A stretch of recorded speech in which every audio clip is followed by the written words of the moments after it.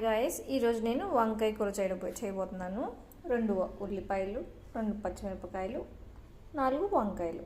Onions ఇలా పొడవుగా cut చేసుకోవాలి.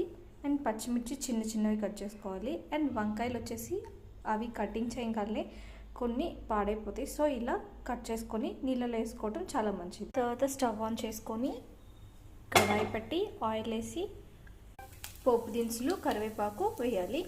తర్వాత కట్ చేసుకున్న ఆనియన్, పచ్చిమిర్చి ఫ్రై చేసుకోవాలి. తర్వాత ఇలా కడిగి పెట్టుకున్న వంకాయలు కూడా వేసేయాలి.